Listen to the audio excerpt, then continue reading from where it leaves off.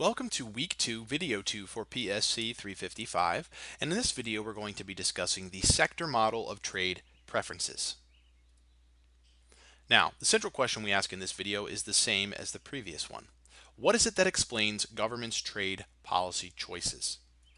The perspective that the sector model takes is similar to the approach taken by the factor model, and that is it assumes that policymakers implement trade policy in response to pressure from domestic interest groups. However, the sector model says that trade divides society in a different way. It divides society not based on factors of production, labor versus capital, for instance, but rather by sector, or what we might say industry. And this is because the sector model argues that there's something different about this concept called factor mobility that the factor model gets wrong. Let me talk a little bit about this. So, factor mobility. The factor model assumes that factors of production, land, labor, and capital, are highly mobile across sectors. In other words, hey, if I'm a worker and I get laid off at my shirt factory, I can easily go and get a job over at the computer factory. Or if I'm a capitalist and I own a shirt factory, and my shirt factory goes out of business, then I can easily convert that shirt factory into a computer factory, right? And you can see what this is assuming. It's easy to take a factor of production and move it from one sector or one industry into another. And if factors are mobile, then people's interests are going to be determined by their factor ownership. On the other hand, the sector model assumes that factors are immobile or specific to the sector that they're currently employed in. In other words, hey, that worker at the shirt factory can't easily go get a job at the computer factory. The skills don't translate. Similarly, the shirt factory owner is going to say, what can I do with this loom or this sewing machine? It's not going to make a computer. It's going to be very costly for me to convert this into a computer factory. And so therefore, we're kind of stuck in the sector that we are currently employed in. And when factors are immobile, trade affects the income of all factors, land, labor, and capital, in a given industry the same way. This will make more sense as we continue to work through this. So, the factor model says that, hey, the impact of trade on the U.S. apparel industry looks something like this. Chinese shirt imports are going to come into the U.S. That's going to mean there's going to be less U.S. shirt production. This means that apparel workers are going to be laid off. Now, some of them may go and get a new job in the computer industry, but there aren't as many jobs there, right? Because that's a capital intensive industry, not labor intensive.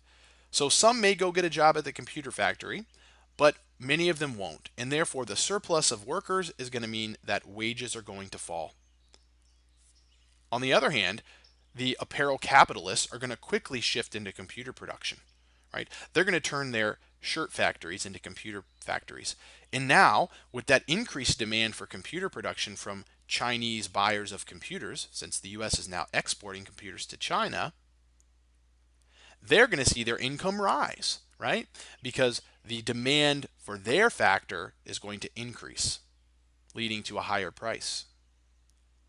Now let's look at how this differs in the sector model. The sector model says, hey, Chinese shirt imports are going to lead to yet less US shirt production. That's consistent. But here's where things are going to start to look a little different. Now this is the same here. Apparel workers are going to be laid off. In this case, the apparel workers are laid off. They can't go get a job at the computer factory, right? And so those apparel workers are going to see their incomes fall. In fact, they're unemployed. They can't even go try and get a job at the computer factory. But at the same time, the apparel capitalists, they can't easily shift their factory into producing computers. So what happens to them? Well, their incomes don't rise. Their incomes are going to fall as well. Because now the industry in which they're stuck is no longer competitive. And so what we can see here is that in the factor model, the interests of workers and capitalists, they don't fit together. In fact, they're contrary to one another. Workers lose, capitalists win. On the other hand, the sector model says, no, That's not true because factors are immobile and therefore all factors in a given sector have the same interests. Apparel workers are hurt and apparel capitalists are hurt. Labor and capital move together with their trade interests under the sector model. Let's just do a little bit more to put some more meat on this. The factor model says the impact of trade on the U.S. computer industry should be that more computer exports to China are going to lead to more U.S. computer production. That means that computer workers in that computer industry, they're going to have to compete against those newly laid off apparel workers, right? Because those apparel workers can slide right into those computer jobs if factors are mobile. That means that the income of the computer workers is going to fall. It's going to fall because they're facing new competition from laid off workers. On the other hand, the computer capitalists, of course, are going to gain from that increased demand for computer production from a capital intensive production process. Their incomes rise. Now, how does the sector model look at this? Well, the sector model says computer exports to China are going to lead to more U.S. computer production. That's the same. But it also says that the increased demand for that fixed number of computer workers means that computer workers are going to see their incomes rise.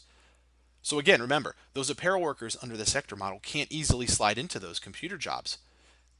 Therefore, those fixed number of computer workers for the time being are going to have greater demand for their skills. Maybe they'll have to work overtime. Maybe they'll be able to bargain for increased wages to keep them in the one factory where they've already been working.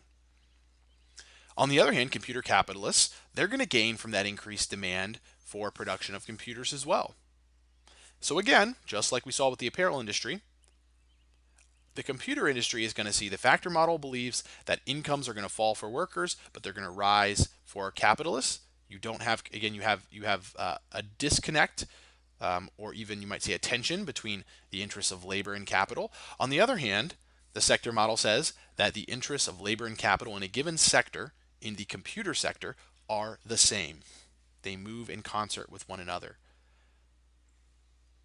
So if factors are immobile, right, this apparel worker and Alan Grant Jr., the CEO of Glen Raven Incorporated, one of the largest U.S. textile firms, their interests are aligned.